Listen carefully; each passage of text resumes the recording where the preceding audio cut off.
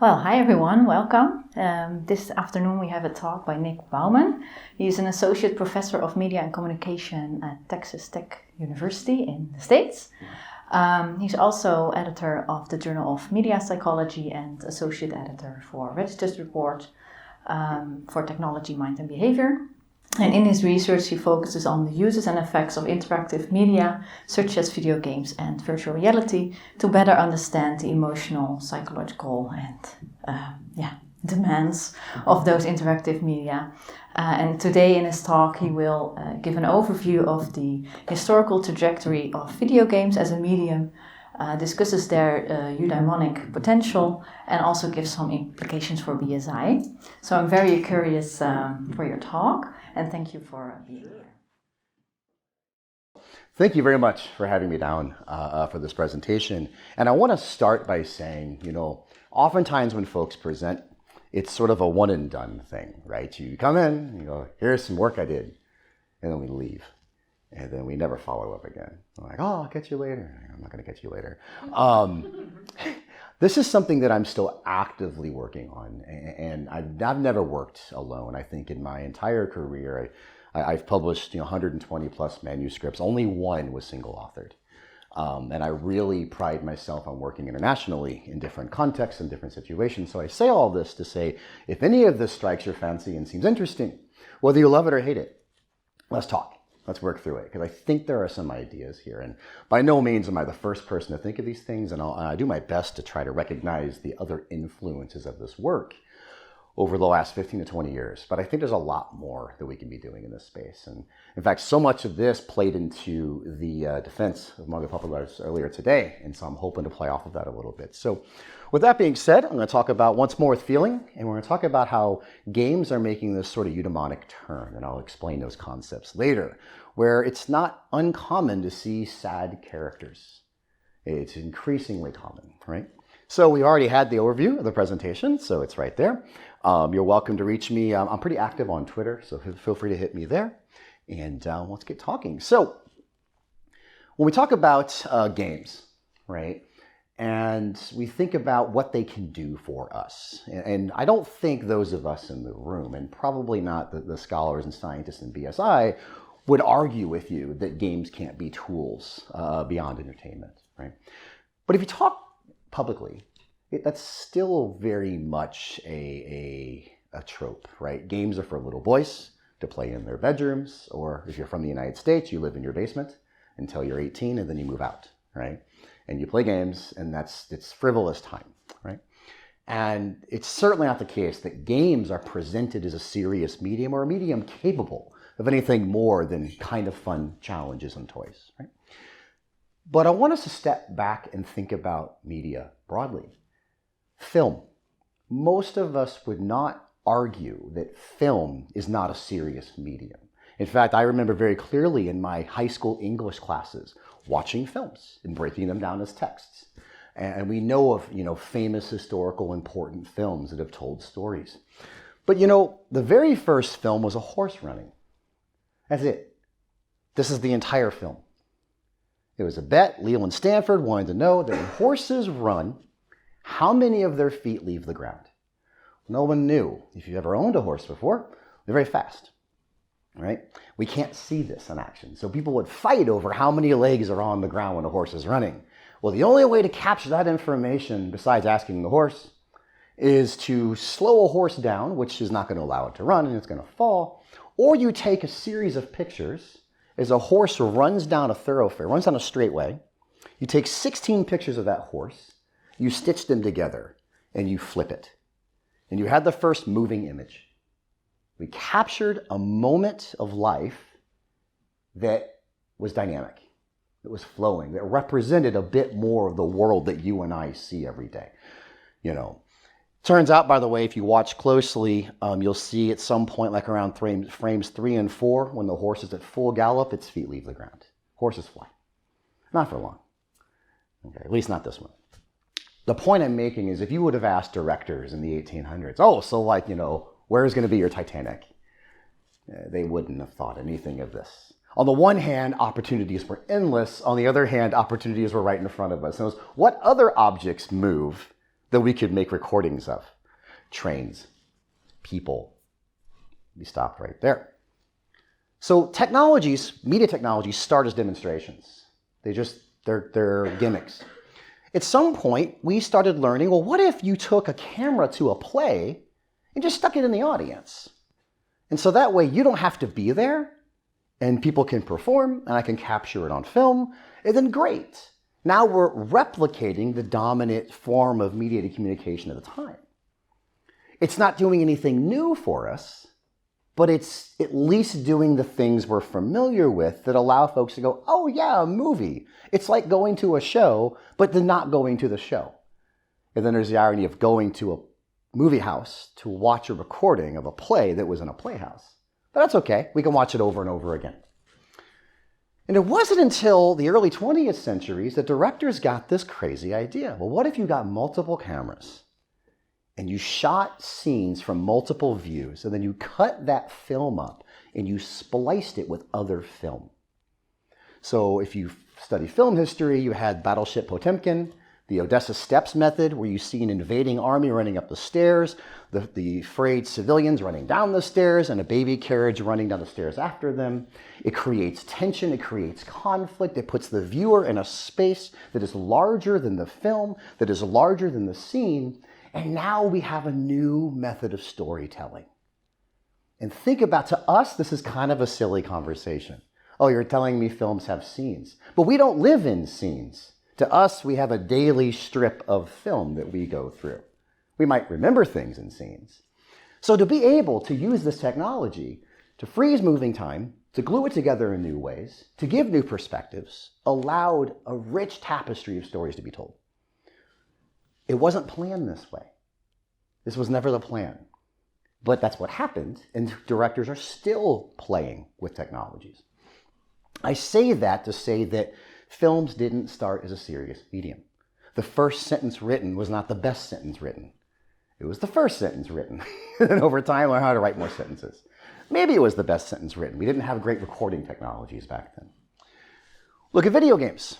Early 60s, 1961, a group of computer scientists at MIT in Massachusetts, in Cambridge, they got a brand new mainframe in the mail, the PDP-1, and they wanted to know what this thing can do. Well, they know it can compute. They know if you give the computer data, it will give you answers. That's what they're for. But they wanted to know what else a computer could do. And they decided to write programs that were dynamic, that when you put something in the system in real time, the program could respond to you in real time. They wanted to create things that were unique. So every time you turned it on, it was a different set of parameters. It was almost like the computer was, I wouldn't say thinking yet, but it was computing new concepts and giving them to you, and then you had to solve those things. And they wanted it to be fun. They wanted to be engaging to the onlooker. They wanted to show off what computers could do. They built a game called Space War. And that is Space War. And you might think, oh, that's a fuzzy image. It's not a fuzzy image. That's the entire game. There's a gravity well, a needle, and a wedge. And your job is to avoid the gravity well and shoot at each other. Cold War. Right? And if you ever played it, it's fun. You can imagine what it was like in the 60s to play this game. And even by today's standards, it's quite challenging. Technological demonstration. Hey, look, I can talk to a computer in real time. And it can respond to my inputs. Let's shoot each other. Unfortunately, American invention, right? Then we go to replication. Okay, we've all heard of the hero's journey, and I bet you people want to be heroes. So what if we let them be heroes? What if we found the princess in every castle? And we can unpack the cultural undertones of that as well. But that was every game. Go through a series of steps and find something. Be the hero of your own story. Again, not bad, but not particularly innovative. That story has been told. And then we get to a game like Spec Ops: The Line, 2012. Maybe you've played it. Where you play a soldier who is slowly losing his mind. And early on in the game, you're asked to commit a violation of the Geneva Convention. And you use a white phosphorus shell, which is normally used for signaling in a dense battle. But when white phosphorus touches the skin, it burns and combusts immediately. You drop this white phosphorus shell on what you think are enemy combatants. And as you walk through the level after you've dropped the white phosphorus, you notice that they're not dead. that they're laying there and they're screaming. In most video games, when you kill somebody, they blink and they disappear, right? You notice they're speaking English. And that's a little weird if you're a US soldier and you've dropped this grenade. And then you turn to find out that it's friendly fire. You've dropped the white phosphorus shell on fellow US soldiers who were helping refugees escort from the city and escort away from the battlefield. And you come across the remains of a family, and it's a mother holding her daughter, and they're burned alive. And that point in the game, your colleagues start suddenly realizing that they're war criminals. And I get chills just talking about this. Now, we've seen this in film, but of course, you know the obvious answer. You've never pulled the trigger. And that's where we're going now.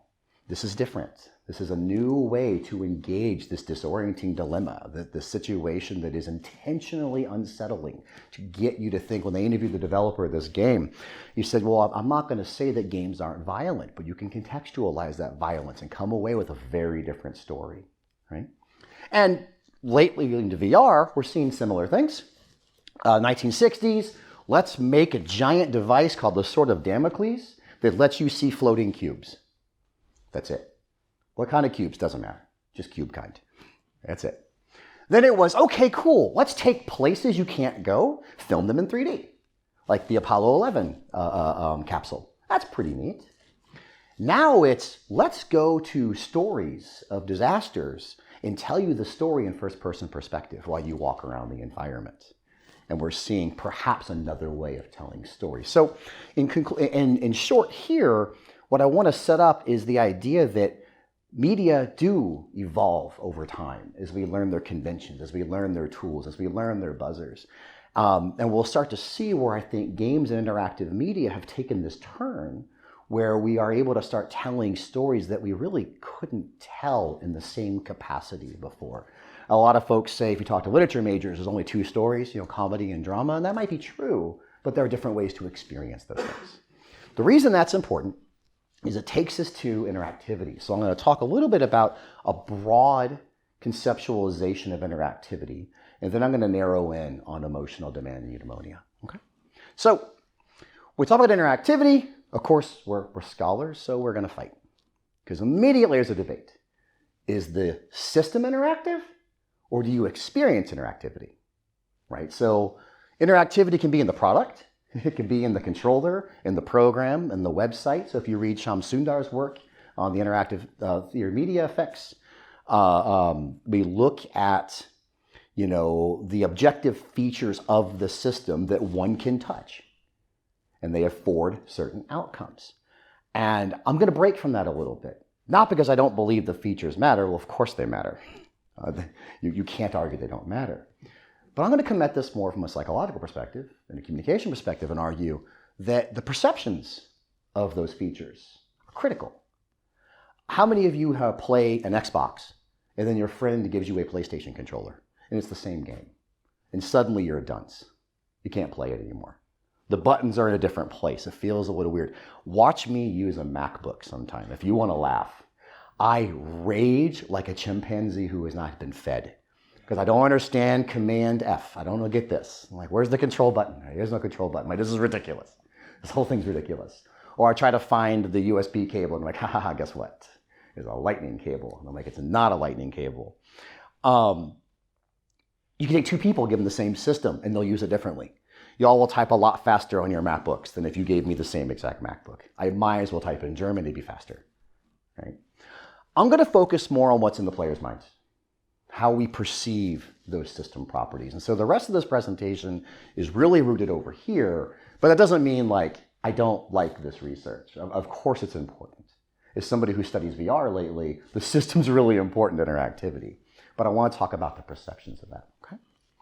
So, okay, great, interactivity. So what happens next? Maybe you recognize this scene. You've just turned on Zelda. Now what? Super trick question. Because you can go wherever you want to. And who's played this before? Oh, wow, this is great. I've never had a room where no one's played. So if you were to go in any of these directions, who would go into a cave not knowing what's beyond the next step? So a couple of us would, or like, what's in that cave? A couple of us are like, I'm not going to that cave. It looks dangerous. I'm just going to walk north and see what happens. Well, so we've already got like 2 different choices in the room. If you would have gone in the cave, you would have met the old man. And the old man says it's dangerous to go alone. Of course, he doesn't offer to go with you. He goes, take this. Here's a wooden sword. Good luck. So that's great. You're armed, because for those of us who didn't go in the cave, you would have been stepped on, shot at, or squashed. Yeah. If you're real clever and you realize if you face the thing, you at least have a wooden shield in front of you. So hopefully you grab the sword first, which will shoot laser swords in the beginning until you get injured, and then you can't shoot lasers anymore. It doesn't matter, okay?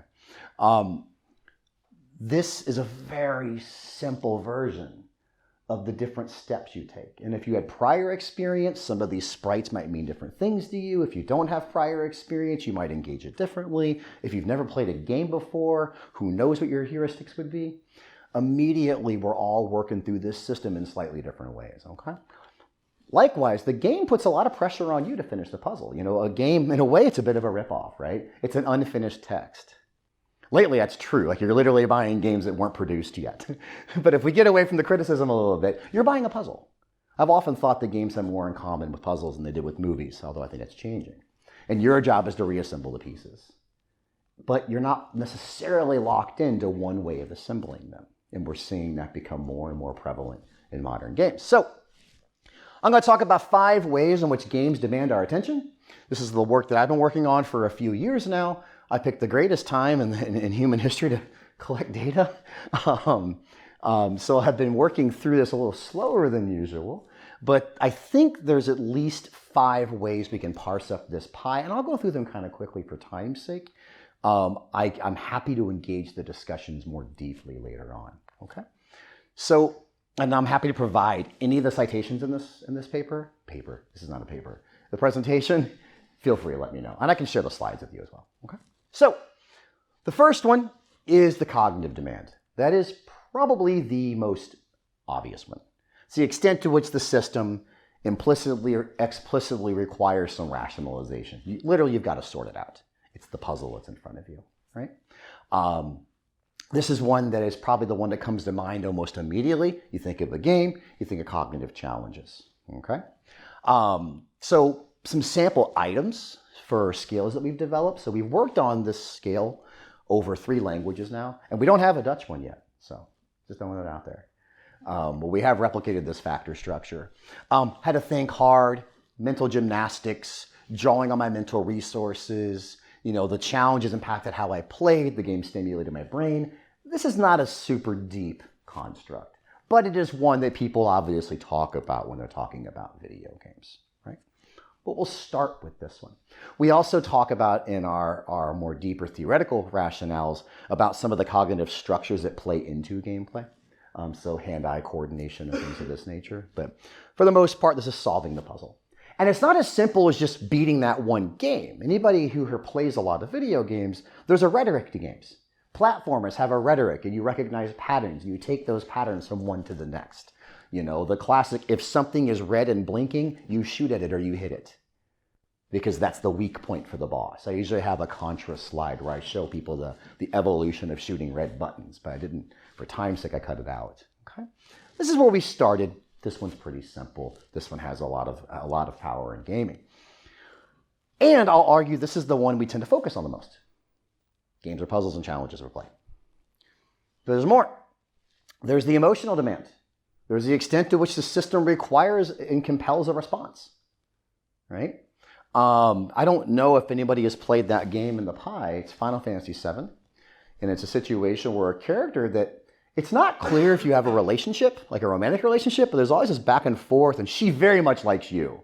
And she's younger than you, it appears, and she's a very important spiritual character in the narrative. And this is a spoiler alert, but the game is almost 30 years old, so I can't control your media diet at this point. She dies 1/3 of the way through the game. And her death is incredibly powerful in the game because her character is the connection between the characters in your party and the environment of the game. And the game talks a lot about environmental terrorism and exploiting, it's not called the earth, but the land. She dies. She's the link. No matter how many potions you have in your pocket, you can't bring her back to life. And it's really hard if you've played this game not to have this like gut punch reaction that you lost this character. In part, you invested a lot in her. You've given her armor and weapons and magic spells. But in part, you just lost a friend, possibly a lover, at the very least, somebody very, very close to you. And they take that person away from you. You have these responses, games that elicit, nostalgia, awe. We can go down the list of emotional demands. And some of the items here, the game, and these, by the way, have translated in 3 languages. I was always surprised that the game gave me the feels. It's actually worked in several cultural contexts. Emotional bond with the content, unexpected feelings. The notion of unexpected feelings is playing at the idea that people weren't necessarily turning to games for these experiences, but they were discovering them along the way. In our newer work, I think one limitation of this area is we're missing some of the obvious emotions, like I was angry.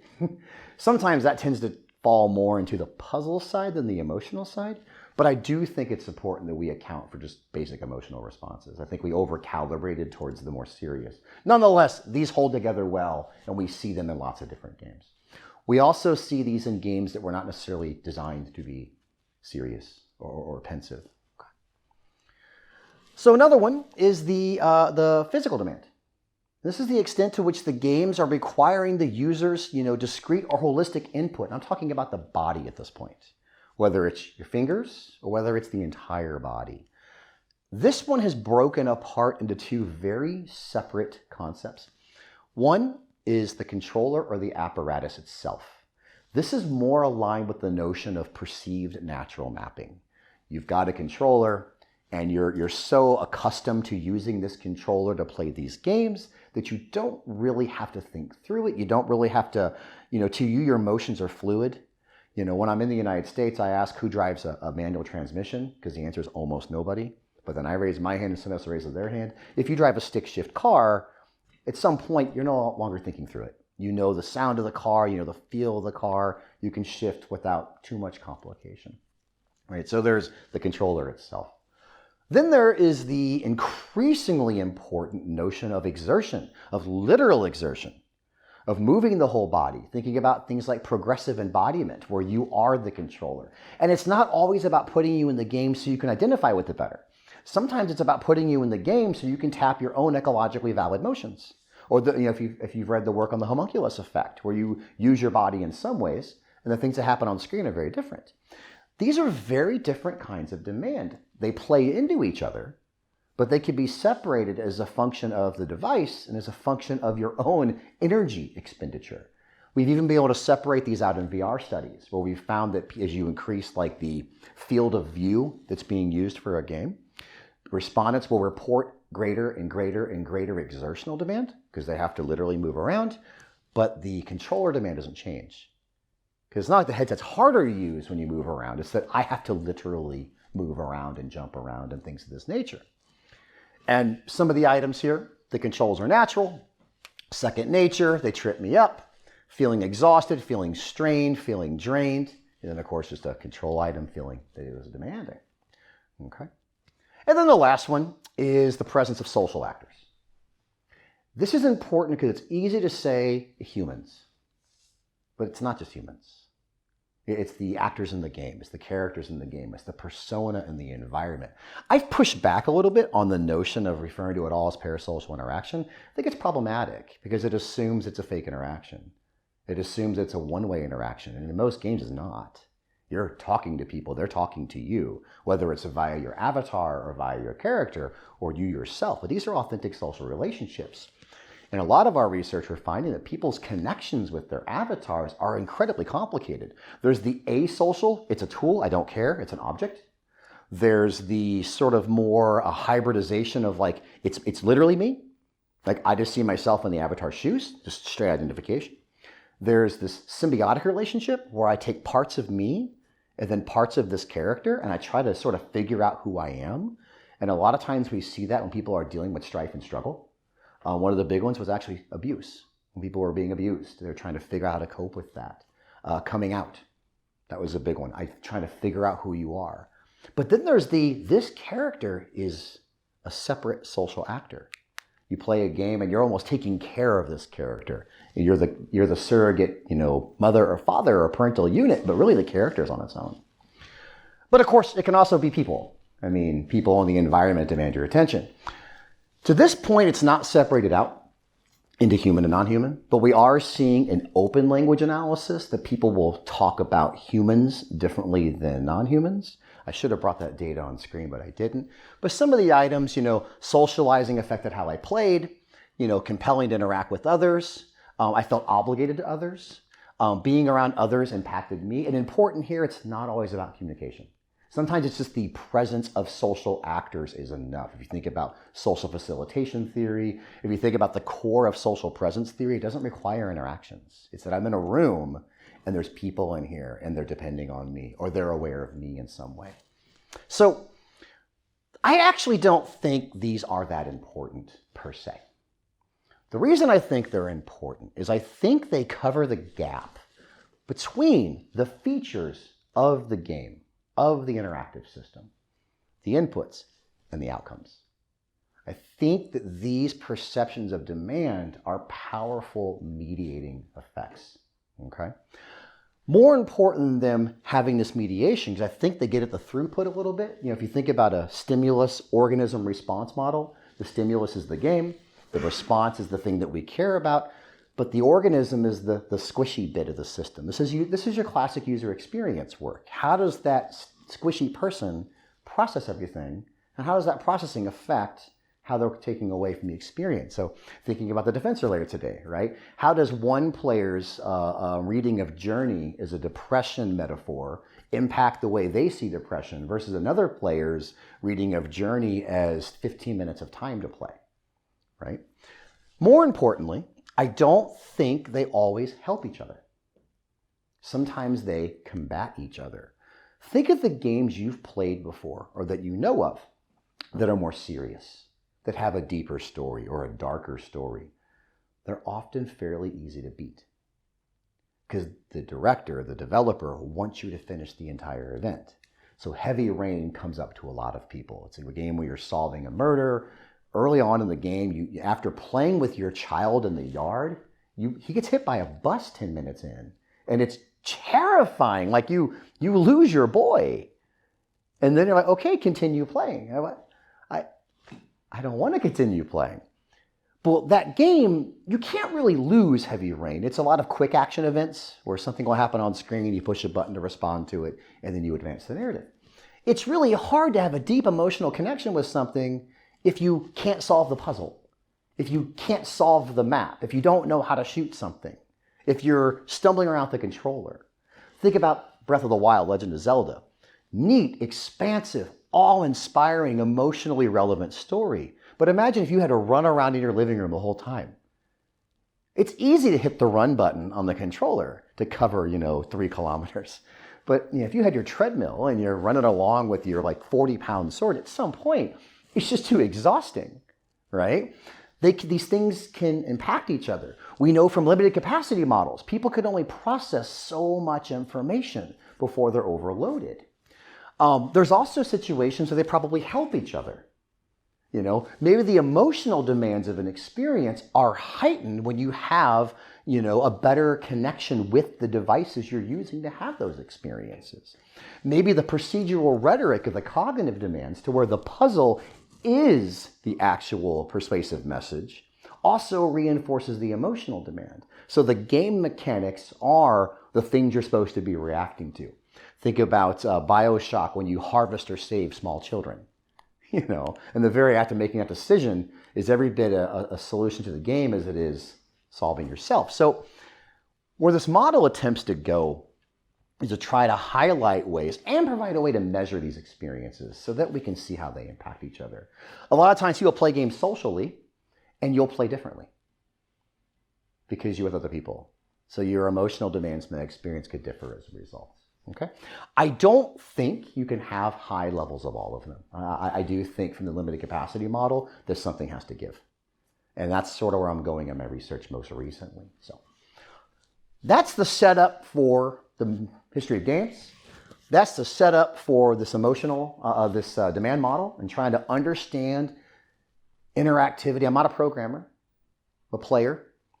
And how do I experience interactivity? And I experience it in my mind, I experience it kind of in my heart, I experience it with my body and with my hands, and I experience it with other people.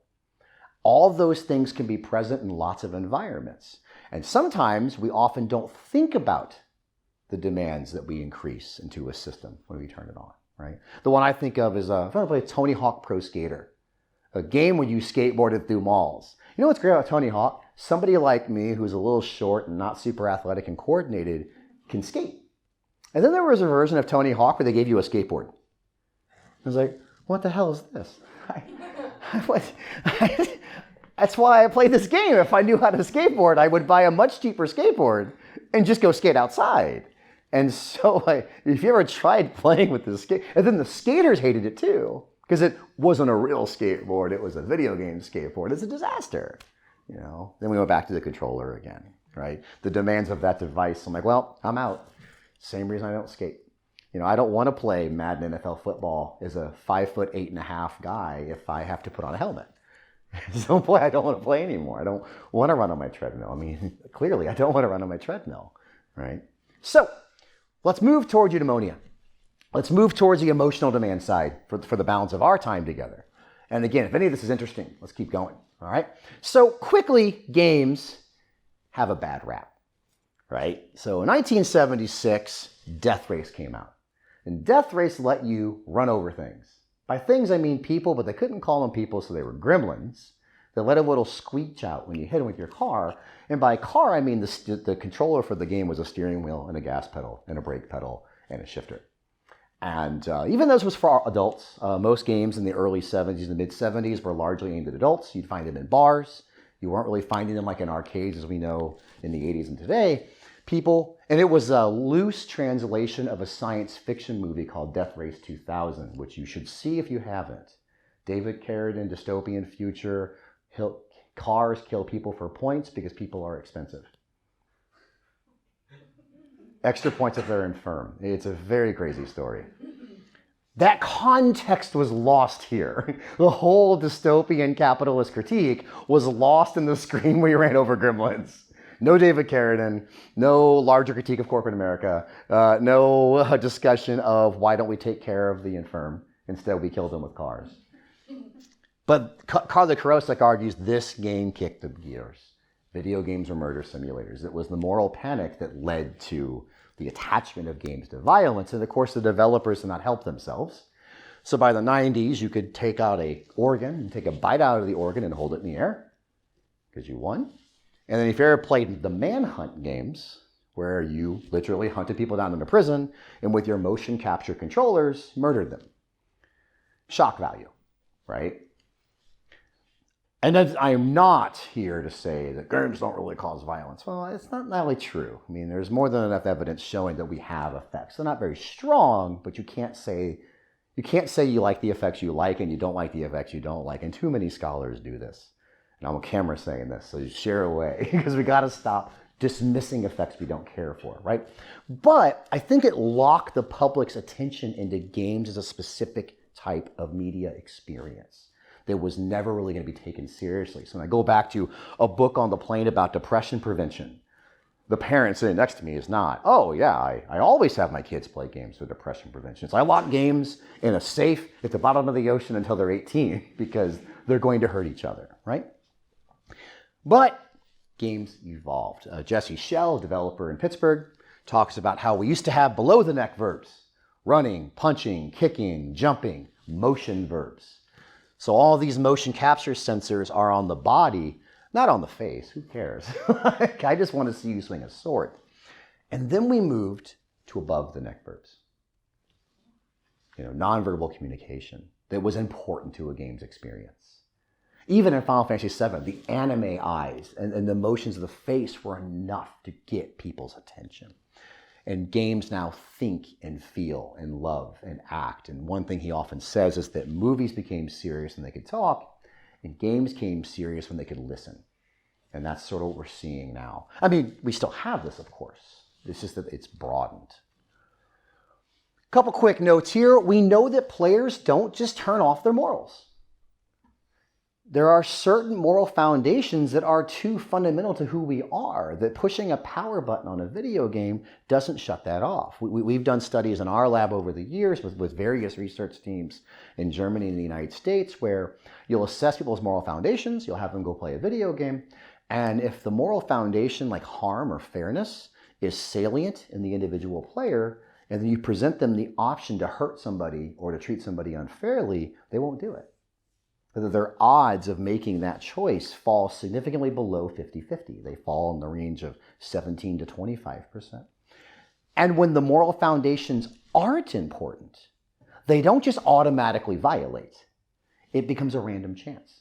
The observation of choices didn't break from random.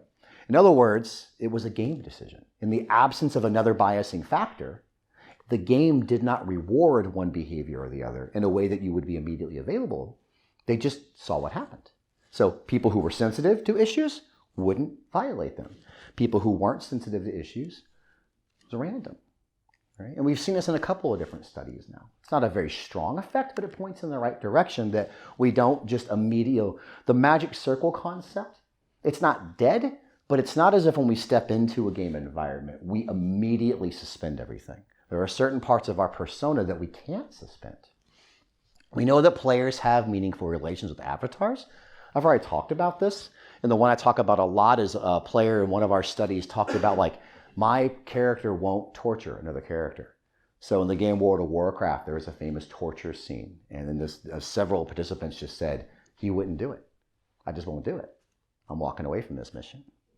And so we've seen these reactions where players are like, that's not how this player would respond, or that's not how I would respond.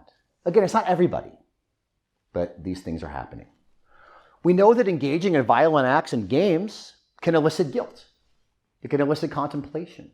So we've seen studies by Matt Grizzard and Thilo Hartmann and other people that when you frame the violence as being perpetrated by a terrorist, people feel guilty after playing. They'll self-report, like, I didn't like that.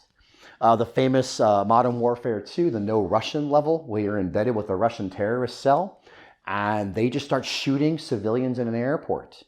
So we just finished an analysis of something like 650 Reddit posts where people were reflecting on this game. It relaunched last year, 2 years ago, and it's been out for 10 years.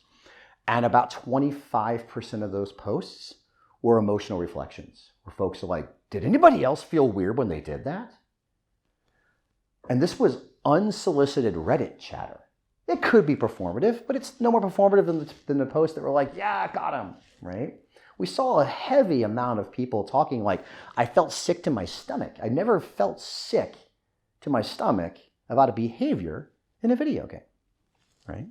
So we're seeing these actions pop up. We know that games are spaces that go beyond aggression. Okay. We know there's a rich tapestry of emotional experiences. We know that games trigger appreciation and meaningfulness. We know that when characters die, people get sad. We know that games can be meaningful. Mary Beth Oliver and I and some colleagues did a study where we asked people about an enjoyable or a meaningful experience. Well, unsurprising, 97-something% of people could recall an enjoyable experience. But something like 72% of people polled can remember an appreciation experience. And it was often the narrative and the characters in the narrative. It was very much they read it as a film. And they would talk about death and dying. They would talk about happiness. They would talk about the bonds of the characters and things of this nature. What's particularly cool is these appreciation narratives also involved games like Halo, where they would talk about social bonds. Like, this game was important to my family growing up. Our nostalgia research doubles down on that notion that when people have nostalgic memories of their gaming experiences, they often talk about family and friends. It's almost as if the game is a cultural touchstone, but it's somewhat of a MacGuffin. Like, I expected to hear about the levels and the codes and the bosses. They start there and then quickly move towards family. And this quote, I do mostly quantitative data analysis, but when you read a quote like this, you start learning new methods. And the respondent says, my dad died when I was 10, so Mario Kart with him It was one of the best memories I had. And suddenly that qualitative data became so much more interesting and pulling out these stories. This one I think is important to combat that narrative that games should be avoided. You know, you think about now, I think in the US anyways, the average gamer is in their mid to late 30s. It's me who grew up playing games and never stopped. I don't have children, but my friends who do are like, let me show you Mario. Just like my dad was like, let me show you Led Zeppelin or Planet of the Apes, right? That their new media bonding experience is video games. They dust off the Nintendo and get the cotton swabs out and clean out the cartridges, right? So quickly, I want to go through even closer on eudaimonia in video games. This is actually parts of a presentation that we gave at ICA earlier this year. And my colleagues are listed on the board from Belgium and Finland and Germany. So it's a nice team to work with. And this data is all online. So everyone's talking about meaningful video games. And we're getting a lot of excitement about it. But like in any new area of research, constructs get dirty. Social scientists especially have a habit of using metaphor for measurement, and then that becomes the measure. And then it slips, and then the construct slips, and the theory slips, and before you know it, we're all over the place. And I want to leave time for question and answer, so I'll go quickly through this. When we talk about entertainment, we have pleasure, and we have more than pleasure. Obviously, it's a little more well done than that, okay? But this last one tends to get a little icky. Like, we're pretty good with fun, arousal, pleasure, happiness, quick reaction. Eudaimonia is a little slippy. It's a little, that's an old Pittsburgh saying, it's slippy. So that one slipped back in there, actually. I haven't said that in like 5 years. We're not quite sure what eudaimonia means. We're not even always sure how to pronounce it. You've probably heard it several times in the research, in my talk. Human flourishing, prosperity, blessedness. We don't know if it's what somebody seeks out or what they actually do in their life that has meaning, how they feel when they're doing it or after they do it, or how well you're doing emotionally. But there's this general sense of appreciation of like a deeper calling. And we're seeing more and more evidence that media products can fill that gap. They can provide us with that experience that lasts a little longer. So we got fed up of arguing as a team and got the cute idea to do a scoping review before we realized there would be 82 manuscripts that mentioned eudaimonia in video games. And now with meta-analysis, this isn't as onerous because you get the effect sizes and you run the damn numbers. With a scoping review, it's you get the manuscripts and read each one 10 times because you're looking for definitions. You're looking for literature synthesis. And we're proud of the paper, but I would love to share with you sometime a scoping review of 82 papers because the data's online. You're welcome to look at it. It's a lot. Split the coding in half. We generally agree what we saw, and that was fine.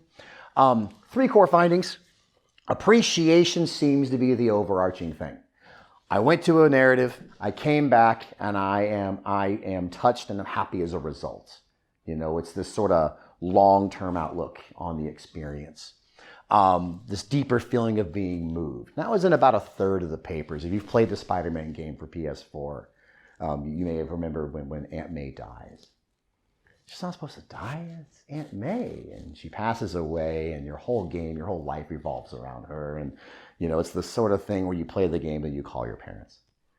You're like, hey, Mom, what's happening? I just thought I'd say hi, no reason. I'm not crying or anything, I swear. You know. And of course, they're totally confused by this phone call, right?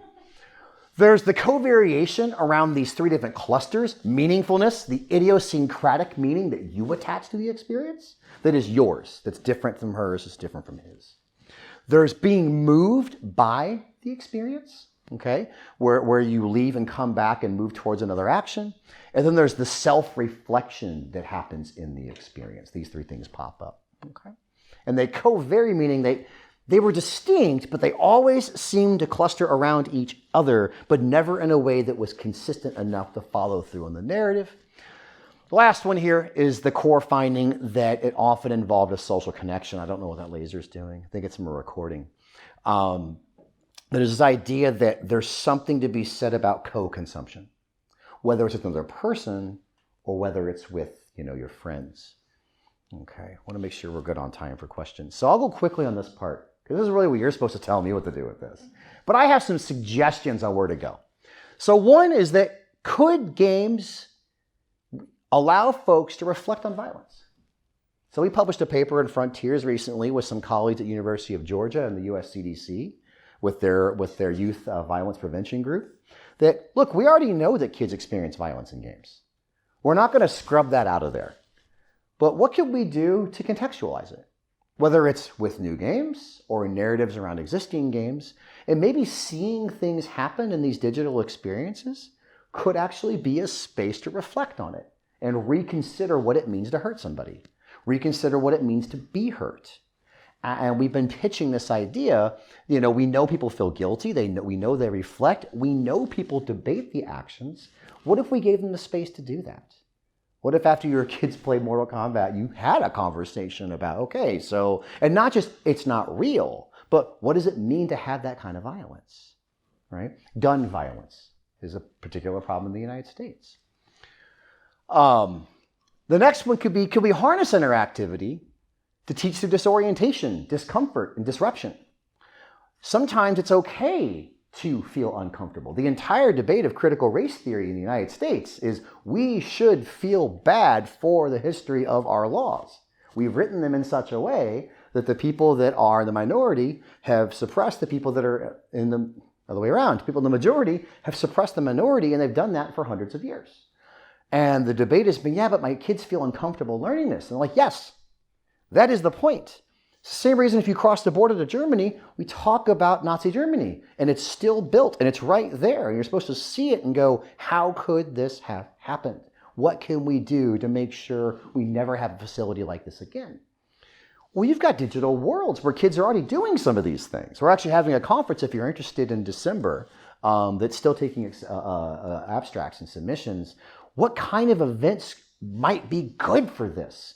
This was video from flooding in West Virginia where we tried to show people what it's like to stand in the middle of a natural disaster. We could use these experiences. Think about the demands that will be triggered by that discomfort and where it could go with us. We've already saw that games can model and address mental health issues. We heard about this earlier today. We heard about some of the shortcomings of the current research. Has anybody played Adventures with Anxiety? Fantastic game. I'm not an anxious person. I'm a very boisterous person. I should be more anxious about things. It would keep me from getting hurt. But, my partner does have anxiety, and I actually played this game to understand some of it. Nothing makes me nervous. I'll eat it first and ask what it was later. Not everybody's like that. Some people are like, I need to know the ingredient list. I need to know the breakdown. I'm like, no, it's already in my mouth. Sorry. It's too late. Did I swell up? Nope, we're good. This game, you have to work with your anxiety monster through social experiences. It made me feel weird. It's like, I don't understand this. Like, what do you mean? Like, just go talk to your friends. So these things can happen. We can cope with death and loss, okay? We can experience perspective taking. This is a game, and I'll end with this one, where various colleagues, Grace Ahn and her friends, have looked at, like, what happens when you simulate domestic violence? And actually, as the player, you play as the victim. And then you play as the aggressor. And you see the signs that maybe you didn't catch in your own relationships. Maybe you didn't catch them in other people's relationships. And this is an example of simulating violence in a safe space that might help you reconsider it. And as was said earlier during the thesis defense, we already know kids are there.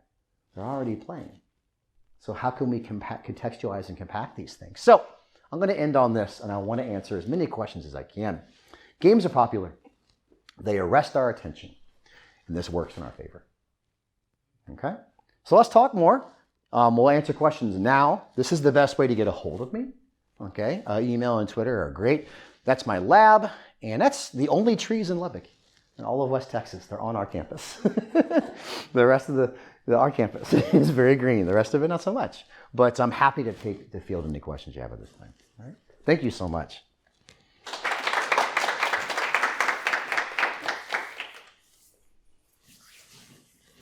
Sorry, my mics are fighting each other. What you got? I had a question about, more of a I'm curious what you think about the question. Yeah, sure. So that was a slide with the different demands that you have. Yeah, I'll go back to that. While I saw that, it just made me think about like the specific directions of those things and how it could influence your experience. Because Sure. I'm guessing for some of it, it should be maybe more of a U-curve in terms of if it's too, you need a little bit of some of these things to make it fun and engaging, but too much over the edge, maybe too much. Mm-hmm. And yeah. No, it's a great point. In fact, this model gives the presumption of linearity. But we know, for example, with cognitive demands, games without cognitive demands are not fun. Think about your basic flow concept of the balance of challenge and skill. I remember one time playing my little brother's Game Gear, and he had like a Barney, the dinosaur video game, and like remarking about how boring it was. And my mom was like, well, yeah, you're playing Barney the dinosaur, which is your 3-year-old brother's video game. Maybe it's boring because you're 8 years older than him, and you already can speak and spell, so it doesn't work out so well. It's a great point, and it's one that I think we need to do a better job of curvilinear modeling. I've had this debate with several people, and I've yet to really unlock it, and it's the bucket versus threshold debate. So one idea, as you mentioned earlier, is that we probably have some preset demand, either expectation. So think about it from an expectancy violations perspective. Maybe there's an upfront calibration point that I go into the experience with. And then the experience either meets that benchmark or exceeds it.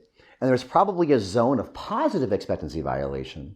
And then there's going to be a negative violation. The question is it more of a threshold where too little demand is bad and too much demand is bad, and the center is where it's at? I think I mentioned both my points in the same point, but the short answer is I think you're onto something. And I think we've been trying to reconsider better ways of looking at this. We're doing a study right now using virtual reality as a mood management device. It's a replication of my dissertation from longer ago than I care to admit. Sometimes when you get lost in your lab, you dust off your dissertation and go, no one's replicated this in a while, so let's do that. Where I found some curvilinear effects of cognitive demands and physical demands on mood. So basically, if you were bored and you got a video game that increased in its demands, I predicted it to be linear, that the highest demands would be the best at mood management. Turns out that at high levels of demand, at that time in my career, I hadn't defined it so narrowly or so discreetly, it was a reverse effect. Because what ends up happening is the game becomes a point of stress. The cool thing was for bored people, it was more of like an exponential curve that flattened off. For stressed people, it went up and right back down again. And actually high demand was worse for mood than no demand at all. So all that's to say, yes, I think you're right. It's the part we haven't really answered yet. And I suspect these arrows are not so linear, or they're linear if you recode the data to think about, are you in the threshold or out of the threshold? So, and if you have any ideas on where to go with that, I'm open. The only one I can think of, like in the replication, is we got to get away from 2x2s. 2x2s only test linear effects, but they lock us into linearity. We need 3x3s or 4x4s, and now you're going, oh my gosh, the sample size. I'm like, I know. That's the hard part. And so if NWO would just drop off some money, we could easily do the 10 condition demand study. We'll talk to them later. Thank you for that. I appreciate it. Did I address your point? Yes. Okay, cool. I just said I did, and I just moved on. Yeah. What else you got? Any other thoughts? A little bit related to that, because you rightly, so I don't play games at all. I have 2 boys who start now to play games. So I didn't recognize any of those. Maybe the very first one, the 76, 72. But so, and you said it a couple of times, that there are great inter-individual differences in how people. So I'm just wondering, how is that something, that awareness, how do you take that into account? Yeah. So the simple way we've done it, and I actually had a slide that would have addressed both of these questions. The simplest way we've done it to this point is just prior experience. That's not a great way of considering it, but it tells us the extent to which, having consumed this in the past, do you still see the same levels of demands as somebody who's brand new to the experience, right? But on the personological side, in some ways, the answer is going to be dependent on the theories you're working with. So for example, I could see need for cognition being very important for cognitive demands. Some people really need to solve the entire puzzle, and some folks will just move on from some set to set to set. Emotional maturity, right? Or empathy is another one. It's really important for emotional demands. If you don't have a well-cultivated sense of empathy, it's not going to be the case that you're going to easily pick up or perceive some of these things as overly demanding. That's a start. I think it's one of those situations where I couldn't immediately rule out any personological difference. I think the quest would be, and there's a question hidden in here that I really like that you can find. It's this model alone isn't all that interesting.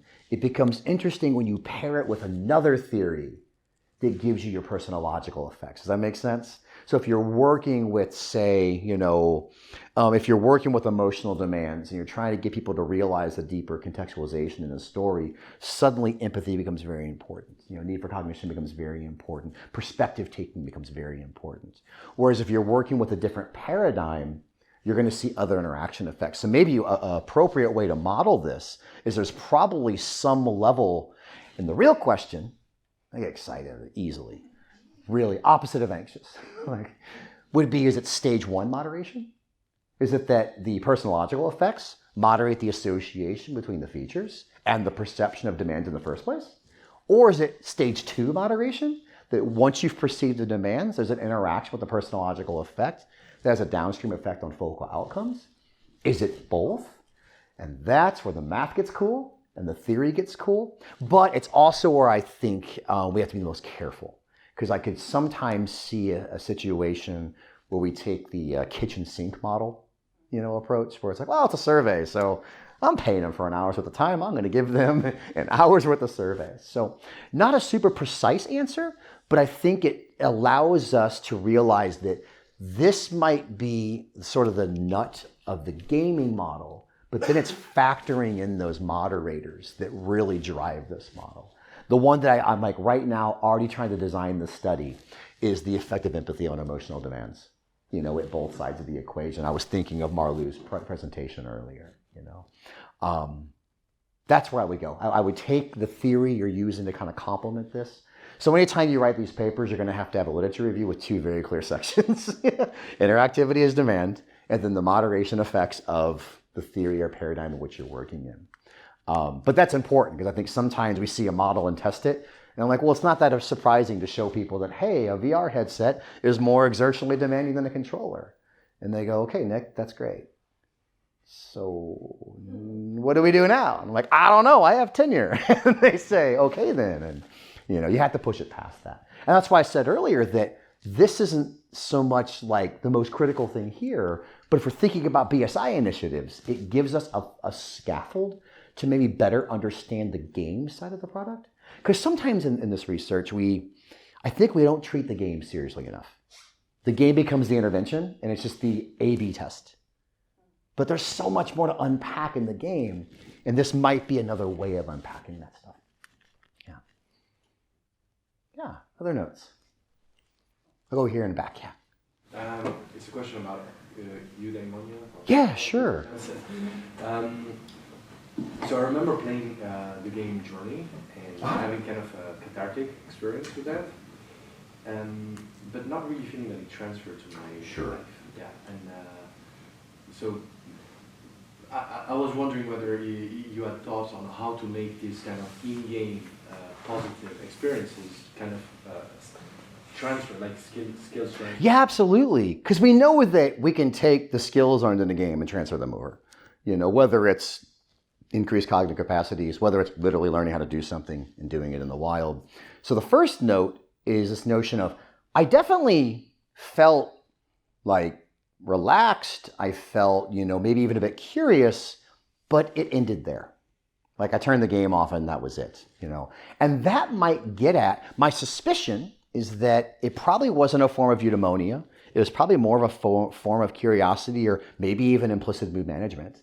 You know, it was just a nice, peaceful experience. Certainly Journey is peaceful music, calming music. You're often not under a lot of pressure to do anything if you don't want to, right? And it's important for us, again, the big critique was we had fallen into this trap that anything that wasn't just hedonic was automatically eudaimonic. And you've given a great example, like, well, no, it wasn't arousing, but it was relaxing.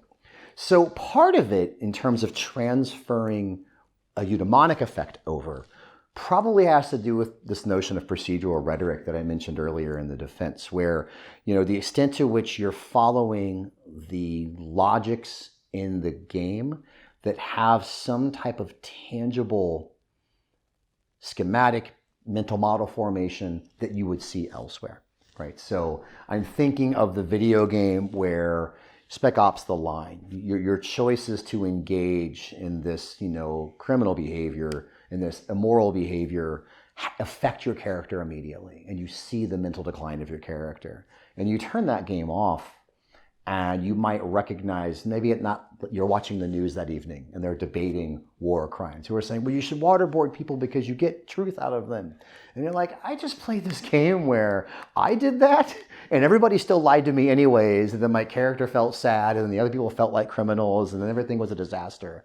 You could see that potentially transferring over, where you can find a way to have shades of the environment out here. That's a bit of an extreme example, but if you think about, you know, had Journey been framed specifically as like a direct, the game Adventures of Anxiety, where your anxiety wolf pulls you away from social events and pulls you away from your friends and makes you feel small. And the anxiety wolf will yell at you and call you names. And then throughout the game, you sort of learn strategies to tell the anxiety wolf what to do and where to go. That could be an example of seeing the mental model, ironically, the cognitive demands of how to solve that puzzle start to be shaded when you're out in the hallway down the road. So I guess it doesn't always have to be eudaimonic. Sometimes in a game experience, it could be more about the rhetoric of the game itself, the rhetoric of the mechanic itself. For the emotional triggers, it's probably more about read and recognition. So the abuse games, what you see in the game's mechanic is it's teaching you to recognize the signs very early on in an environment that's not at all familiar to you, and then you see an environment familiar to you. We're building a game right now to administer a youth childhood behavioral basically experience with abuse. These are hard questions to ask children. And we're trying to build a video game, like an RPG, where they run into characters, and the characters are like very helpful creatures, and they want to help out, and you're lost, and they can tell you're upset, and they ask you questions. Like, have you ever seen a gun in your house?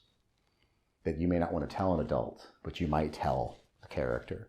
And so those could connect over to real world environments. So kind of a split answer, but part of it is reestablishing the mental model in other environments. Part of it is sort of the emotional maturity to reflect on the model when you actually see it. In some ways, and I don't want to say gamification, because we're not talking about assigning points and badges and leaderboards to this stuff. We're talking more about, you know, establishing systems and situations to where you've already had that experience, if that makes any sense. And of course, you can scale up the fidelity from high fantasy, very abstract, all the way to a very serious narrative. And as a final note on that, we tend to think of kids, but adults need the same coaching. Go on Facebook sometime. Right? Adults need the same coaching. Older adults need the same coaching. We experience things we're not used to, and games seem to be able to provide that potential inlet into the experience. Does that answer a little bit? Okay. We have time for one more? Yeah, maybe for the interest of time, you all can just talk to. Okay, cool. No worries. People can leave if they have other. No worries. Did someone else have a question too? I thought I was going to do.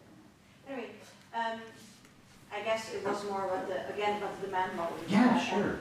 And when you thought about how different areas that could map onto different forms of psychopathology. Like for me, we had the Marlou suppression model, which we talked about depression. Yeah. So there I could, for instance, imagine that maybe you need a little bit, maybe more exertional demand to some extent to maybe activate you, but maybe emotional demand is more tricky to balance. Mm-hmm. And maybe for anxiety it's maybe a different thing, maybe their cognitive demand, maybe you want it less, or I don't know. No, this is great. And this goes to the question you asked earlier about how do you unlock that puzzle between the group you're studying, the theory you're using, and the demands you want. And that's where the only note I would give is I don't think they can all be high. I don't think they can all be low. And they probably map to different people. So if you're a highly anxious person, you're right. Like, you may not want to overstimulate folks with heavy cognitive challenges that have this threat of loss. You also may not want to have really high social demands. We do know that exertional demand literally gets the body going, gets the organ going, gets the arousal levels up, and it does have effects on the other ones. We actually found in one game that as exertional demand went up, once it went to the highest levels, like with the 360 degree, that emotional demands were a little higher. And I think it was an arousal jag effect, that basically whatever you were already feeling was slightly magnified by the fact that you were doing it live, and the cognitive demands went up. So I think this would be a great example of stage 1 moderation, right? Different individuals with different psychopathological signatures might reinterpret. And that's my only point with thinking about Sundar and the features of the system. It's not that they're not relevant, but it's a bit, to me, kind of technological determinist to say, oh, well, here are the features, here are the demands.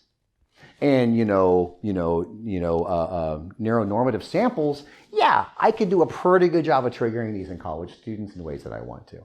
In that case, I can work in mostly linear models because I can work with systems that I know are going to be moderate to high, and I cheat. Instead of doing curvilinear effects, I just cut the lows. And hey, it's linear now because it's moderate to high. And I can play with those things. But that's a limited picture, right? So you're probably talking about a really good example of stage 1. How would those systems manipulate this in the first place? Why is that important? Well, if we don't know what the demand signatures are of these different video games, when we roll out a treatment or an intervention or some kind of program with games, we do make the assumption that everybody plays the same way. We treat the game as between subjects error or within subjects error. We don't have to do that. And we can get signatures of different games. That's the final bit where we're trying to go with this research, is can we actually find a normative signature? If I put this CD in a computer and push play, what should the demand curve be? And then for your 2 questions that I like, and actually 3 of these, okay, now how do players change that signature independent of the game itself? And that really helps us target our treatments. And that's where I want to go. And it's super vague and super new, and maybe it'll all fall apart, but it hasn't so far. In several papers, it's come out every single time. And now the question is, where do we go from here? I can only do diagnostic testing of the scale and of the means for so long before you'll say, we're not publishing you anymore. That's enough. You have to do something with this. But in all truth, I really appreciated this. I hope there's some inspiration in here. If nothing else, it's a tool to help us better understand some of this. And with eudaimonia and emotional demands, it really helps us understand that people do unpack these texts in ways that are far more complicated than I think we give them credit for. Okay? I think that's a nice note to end. Cool. Thank you so much. For today.